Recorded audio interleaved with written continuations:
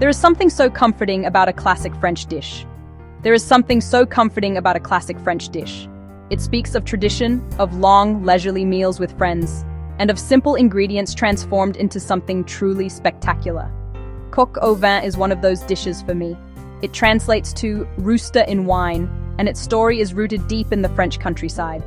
It began as a rustic peasant dish, a clever way to take a tough old bird and, through the magic of slow cooking and good red wine, make it incredibly tender and flavorful. It's the kind of food that warms you from the inside out, perfect for a chilly evening when you want something elegant and deeply satisfying. The beauty of coq au vin lies in its history. Imagine French farmers using what they had on hand: a rooster that was past its prime, some vegetables from the garden, a splash of local wine, and a few fragrant herbs. This wasn't fancy food. This was resourceful cooking at its finest. Over time, the dish evolved and was embraced by chefs, including the legendary Julia Child, who helped introduce it to American kitchens. It became a symbol of French bistro cooking, yet it never lost its humble, comforting soul. It's a testament to how fantastic ingredients and a little bit of patience can create a meal that feels truly special. When I think about making coq au vin, I think about building layers of flavor. It's not a complicated process, but it is a thoughtful one. Each step adds another dimension to the final dish. You start by browning the chicken to get that beautiful golden skin, which adds so much richness. Then you sauté the vegetables, which form the aromatic base of the stew. The wine, the broth, the herbs. The first step to any fabulous meal is gathering your ingredients. For coq au vin, we'll need some beautiful, simple things. First and foremost, the chicken. While the name says rooster, a good quality 3 to 4 pound chicken, cut into 8 pieces, is just perfect. You can ask your butcher to do this for you to save time. Next, we need good wine. A full-bodied, dry red wine like a Burgundy, Pinot Noir, or a Merlot is what you're looking for. Don't use something you wouldn't drink. The wine is a star ingredient, so quality matters. It infuses the chicken with a deep, rich flavor that is simply divine. Now for our aromatics and vegetables, which will build the foundation of our sauce. We'll need some good thick-cut bacon, which we call lardons in French.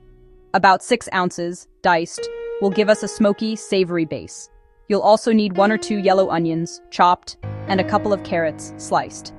These will soften and sweeten as they cook, adding depth to the stew.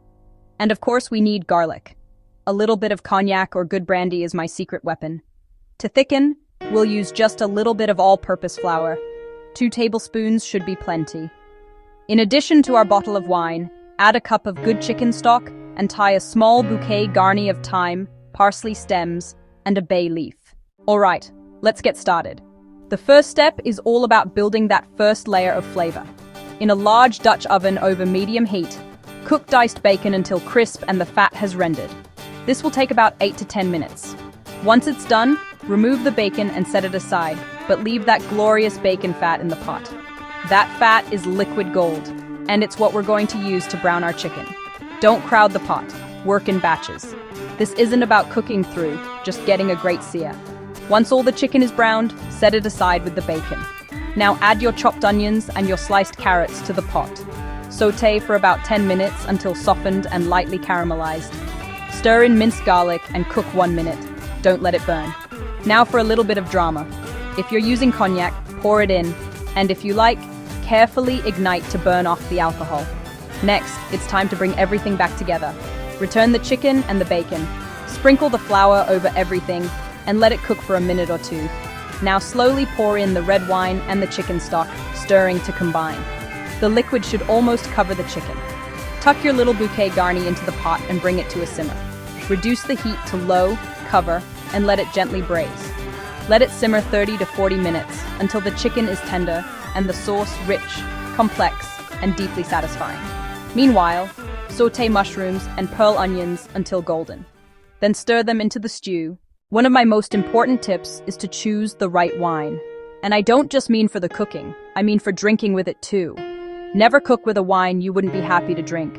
The alcohol will cook off, but the flavor will concentrate. Burgundy or French Pinot Noir has the right balance to complement the chicken.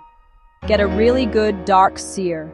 That Maillard reaction builds deep flavor. Make sure the pot is hot and don't overcrowd the pan. or the chicken will steam instead of brown. Deglaze with wine to lift the fond into the sauce. Braise low and slow at a gentle simmer. Patience is a virtue. Time lets wine, stock, aromatics, and herbs meld into harmony. Finish with fresh parsley.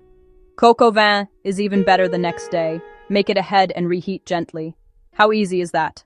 Now that your beautiful coq au vin is ready, it's time to serve it and enjoy the fruits of your labor.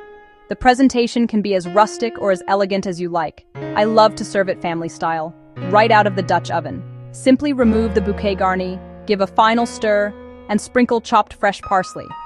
The vibrant green against the deep burgundy sauce is beautiful, a feast for the eyes. What should you serve with your coq au vin? The classic pairing soaks up every bit of that incredible sauce. Creamy mashed potatoes, buttery egg noodles, or simple boiled potatoes. My personal favorite is a loaf of crusty, rustic French bread. A green salad with a light vinaigrette balances the richness perfectly. When you bring this to the table, you're sharing a piece of French culinary history. Pour the same red wine you cooked with. The perfect pairing? It's about connection and the joy of sharing something you've made with love.